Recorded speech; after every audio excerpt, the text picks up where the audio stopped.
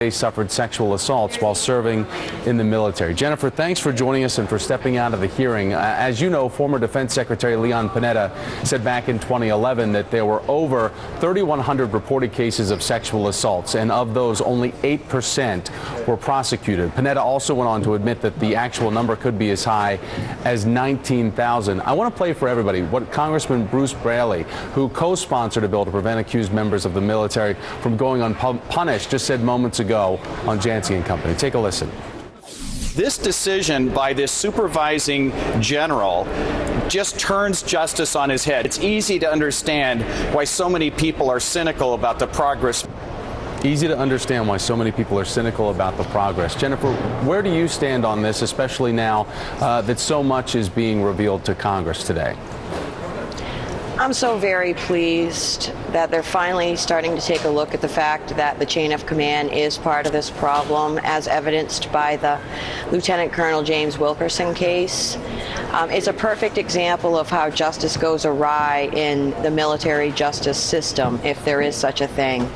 All we're asking here, both at the House Armed Services Committee and at the Senate Armed Services Committee, is just to hear us as survivors of this atrocious crime, to hear us so you can know exactly what it is that we went through and then how, in fact, the military did handle it.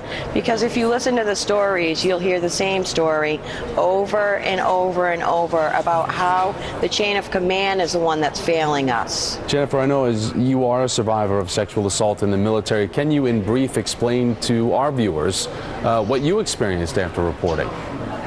Well, I grew up idyllic childhood, so I really didn't even know what these crimes were all about. I didn't know what rape, sexual assault, and harassment was. So it all took me by complete surprise. And after being attacked basically by 4 different predators within the first 2 years of my career, I was finally forced to report in an effort to remain safe because I felt in danger. My commander did take me seriously, but when it got moved up the chain of command, it turned from a sexual assault case or an attempted rape case to sexual harassment. So basically filed an EEO complaint for these vicious crimes in order to get some sort of justice, because there was no justice process in place at the time, and there still really isn't. They're still trying to, finagle things and pull things together last minute to try and make sure there is some justice for these victims, but it's not going to happen. Jennifer, what do you want Chuck Hagel to do, where he can pick up the torch where Panetta left it? I want Chuck Hagel to take the reporting of violent crimes completely out of the chain of command. I want him to support the STOP Act, which is sponsored by Representative Speer, and I want him to support all of the legislation that Representative Jackie Speer is putting forward, because all of it will keep us safe right now, and that's what we need. Not 10 years from now, now. Retired U.S. Air Force Sergeant Jennifer Norris. Jennifer, nice to see you today. Thanks for joining me.